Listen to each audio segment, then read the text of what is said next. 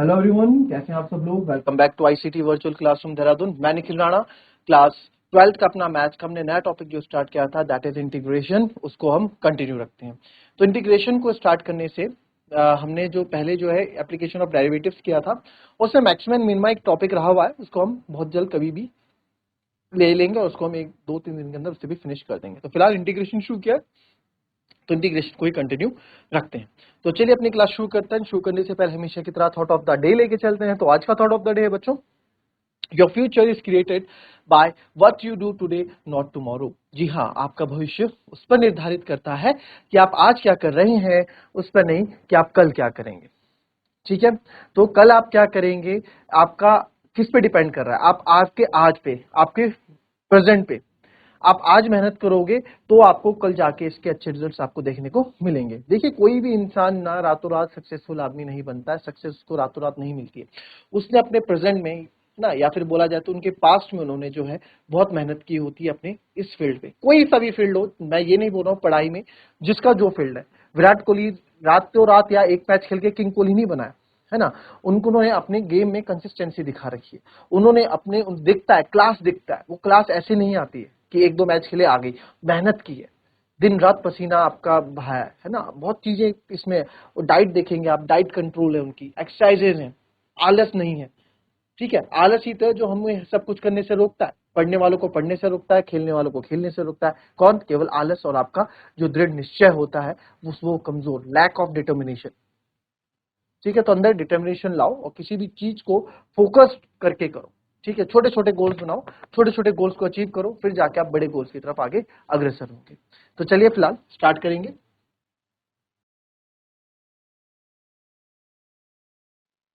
तो हमने कल इसमें कुछ फॉर्मुलेस किए थे। ठीक है, इंटीग्रेशन क्या होता है बारे हमने जाना, कैलकुलस का एक पार्ट है। और ये एंटी डेरिवेटिव इंटीग्रेशन क्या होता है, रिवर्स प्रोसेस ऑफ डिफरेंशिएशन होता है कि डिफरेंशिएशन का रिवर्स प्रोसेस आपको इंटीग्रेशन कहलाता है। तो ये एफ डैश एक्स यानी किसका ये किसका डिफरेंशिएशन है, 3x+2। ठीक है, डिफरेंशिएशन है। तो ये किस चीज का, हमने कल इस पे बात की थी। ये डी बाई डी एक्स है, डी बाई डी एक्स मान लो इसको, ये डी बाई डी एक्स और एफ एक्स बात की है। ये 3x+2 है। तो किस फंक्शन का डिफरेंशिएशन 3x+2 रहा होगा, तो वो फंक्शन आपका क्या कहलाता है, वो एंटी डेरिवेटिव, वो इंटीग्रल कहलाता है। इस पर हमने कल बहुत अच्छे से बात भी की। फिर कुछ हमने इसमें आपको सिखाया। ठीक है, डेरिवेटिव, एंटी डेरिवेटिव, उसके बाद कुछ फॉर्मुलेस पे हमने बात की, और ये कुछ 10 फॉर्मुलेस मैंने आपको कल बताए। ठीक है, फिर आज के आगे की फॉर्मुले लिखेंगे, पहले फिलहाल इसको कॉपी करो। चलिए 10x तक के हमने लिख दिए थे ना, उसके बाद cot x के लिखते हैं।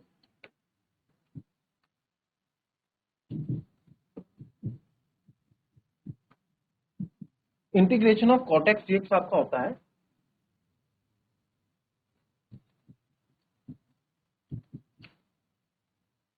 log sin x plus c।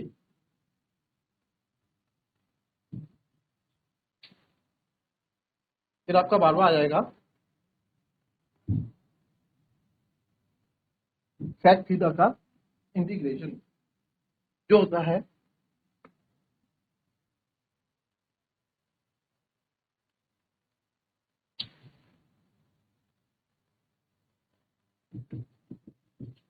उसके बाद एक एक बचेगा आपका cosec।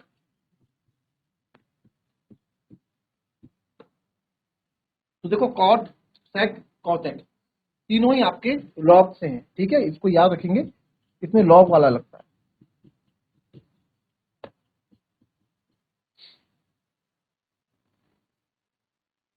ठीक है, तीन फॉर्मूले ये हो गए। चलिए अब है नेक्स्ट क्वेश्चन। अब क्वेश्चन स्टार्ट करते हैं हम। ठीक है, फाइंड एंटी डेरिवेटिव या integral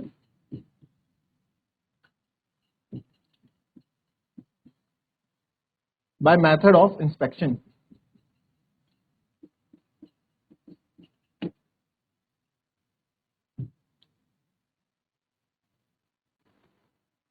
by method of inspection। तो मेथड ऑफ इंस्पेक्शन क्या होता है बच्चों, तो इसमें जैसे पहला आप ले लो sin 2x।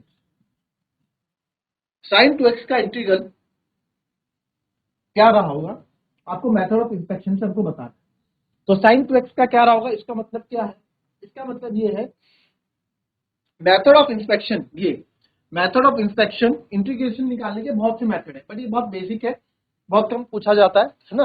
अगर पूछेंगे तो आपको लिखा होगा कि मेथड ऑफ इंस्पेक्शन से करो, ठीक है। तो यहाँ पे क्या बोला जा रहा है, मेथड ऑफ इंस्पेक्शन ये कह रहा है कि ऐसा फंक्शन ढूंढ के लाओ जिसका जिसका डिफरेंशिएशन करने पे साइन टू एक्स आता हो, है ना, वही तो इंटीग्रेशन। ऐसा फंक्शन ढूंढ के लाओ, ऐसा फंक्शन ढूंढ के लाओ जिसका, ऐसा मेथड इंस्पेक्शन कहता है ऐसा फंक्शन ढूंढ के लाओ जिसका डिफरेंशिएशन करने पर मेरे पास साइन टू एक्स आता हो। करेक्ट, ठीक है सर। कैसे होगा, यानी कि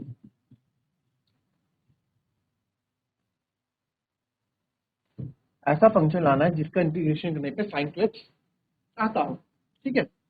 तो ये क्या हो गया, ये तो इसका डेरिवेटिव हो गया,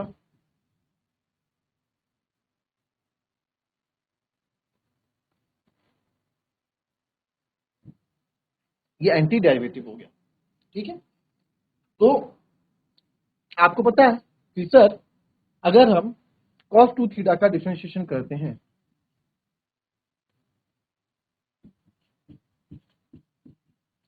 तो हमको साइन टू एक्स मिलता है, cos थीटा है तो माइनस भी होगा, ठीक है। फॉर्मूले से बताया, इंस्पेक्ट किया हमने, बट हमको तो क्या करना है, साइन टू एक्स, है ना। तो इसको आप डिफरेंशिएट करेंगे, cos टू एक्स को तो आएगा माइनस साइन टू एक्स, इसको करो, चलो इसी के स्टेप को आगे लाओ, minus two minus minus sine two x, ये minus two sine two x हो जाएगा एक्चुअली, कॉस टू एक्स का minus sine two, sine two x का टू होगा, बट हमें क्या करना है, हमें तो साइन टू एक्स चाहिए, ठीक है। तो साइन टू एक्स को ही रहने दो, साइन टू एक्स को ही रहने दो, डी बाय डी एक्स से टू मल्टीप्लाई में इधर आके डिवाइड में आएगा one by two cos two x, minus का one by two cos two x, तो ये कितना आएगा। तो हमने बता दिया कि इस फंक्शन का डिफरेंशिएशन करने पर सर मुझे साइन टू एक्स मिला, है ना। मेथड ऑफ इंस्पेक्शन, इंस्पेक्ट करके बताओ कि सर मुझे इस फंक्शन का डिफरेंशिएशन करने पे मुझे साइन टू एक्स मिला। इस फंक्शन का जब मैंने, यानी कि इस फंक्शन का जब मैंने डेरिवेटिव निकाला तो साइन टू एक्स आया, तो दैट इज, ये आपका क्या कहलाएगा, ये आपका क्या होगा, ये इसका एंटी डेरिवेटिव होगा। तो देयरफॉर साइन टू एक्स का एंटी डेरिवेटिव क्या हुआ आपका, minus one by two cos two x, minus one by two cos two x. तो आंसर आपका यही हो गया, सिंपल। चलिए अब आप मेरे को कॉस थ्री एक्स का करके बताएं, यानी कि आपको क्या बताना है, आप समझ रहे हो ना, आपको क्या बताना है, समझ रहे हो कि d by d x of function, sir क्या फंक्शन रहा होगा जिसका कॉस थ्री एक्स रहा होगा, यही तो बोलना है कि ऐसा कौन सा फंक्शन रहा होगा जिसका डेरिवेटिव cos 3x आता होगा। तो आप बोलोगे कि sir d by d x of, हमने कहा सर अगर d by d x of फॉर्मूले से हमने देखा साइन थ्री एक्स का करेंगे तो साइन थ्री एक्स का क्या हो जाएगा, साइन थीटा का cos theta cos three x, और थ्री एक्स का क्या हो जाएगा थ्री, तो इस थ्री को हम आगे ले आते हैं, ठीक है, इस थ्री को हम आगे ले आते हैं, बट हमें तो कॉस थ्री एक्स चाहिए था ओनली, तो कॉस थ्री एक्स को यहीं रखेंगे, ये आ जाएगा आपका, जब आप कॉस थ्री एक्स को यहीं रखोगे तो ये आ जाएगा one by three D by d x of sine three x, आपको क्या दे रहा है, कॉस थ्री एक्स दे रहा है। तो that is cos three x का जो हो जाएगा, कॉस थ्री एक्स का, यानी कॉस थ्री एक्स किसका डेरिवेटिव है, D by d x of, क्या है वो function one by three sign. तो यार यही तो होता है integration, reverse process of differentiation. Integration क्या कहता है, वो फंक्शन हमें वो ढूंढ के लाना है कि इसका डिफरेंशिएशन क्या रहा हो, ये किस फंक्शन का डिफरेंशिएशन रहा होगा। तो cos 3x जो है इसका डिफरेंशिएशन रहा होगा, तो देयरफॉर ये इंटीग्रल एंटी डेरिवेटिव है, देयरफॉर आंसर क्या हो गया हमारा, one by three sine three x.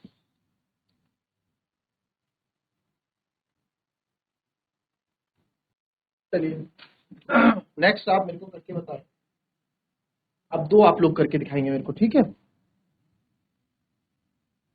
e to the power 2x and fourth है आपका ax प्लस b की पावर 3, चल, या फिर ax प्लस b की पावर 2 का। चलो ये तो आप मुझे करके दिखाएंगे फटाफट, ठीक है। चलिए फटाफट, आपको पता है कि ये किसका e की पावर 2x किसका, इसका क्या फंक्शन रहा होगा, वही एंटी डेरिवेटिव है, ठीक है। चलिए फटाफट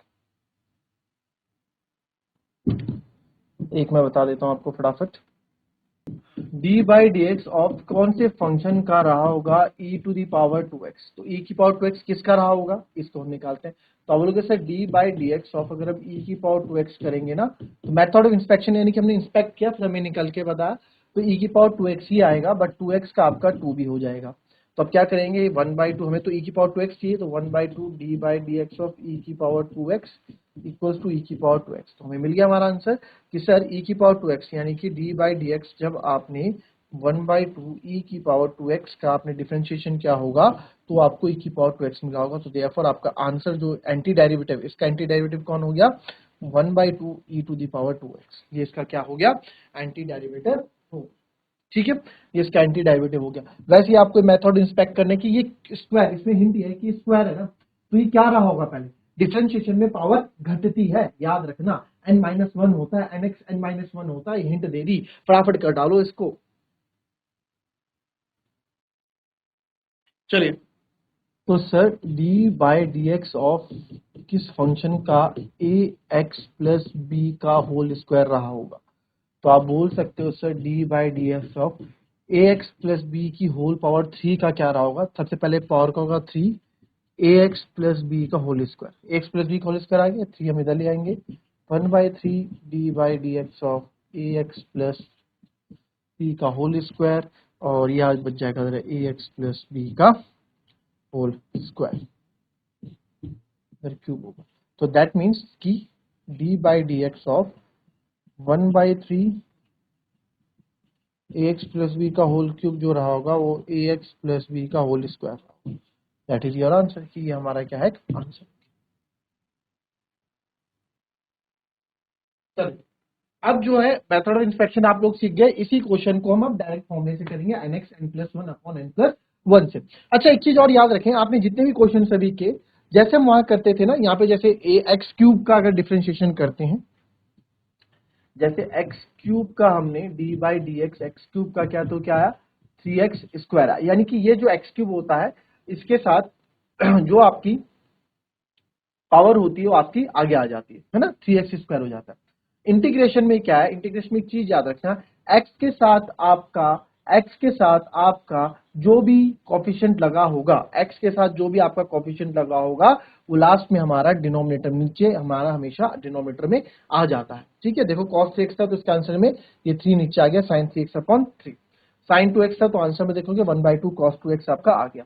तो आपको याद रखना है एक्स के साथ जो भी वेरिएबल होगा, एक्स के साथ कोएफिशिएंट 2 है तो वो देखो डिवाइड में आ गया, यहाँ पे एक्स के साथ कुछ नहीं है, ए है, तो यहाँ पे आपका कुछ नहीं आएगा, ठीक है। ये 3 तो आपका एक्स प्लस बी की पावर 3 है ना, तो ये तो हमने क्या भी, आप देखेंगे किस तरह से होगा ना, ये तो आपका ये 3 दूसरे तरीके से आया, ये इससे नहीं आया।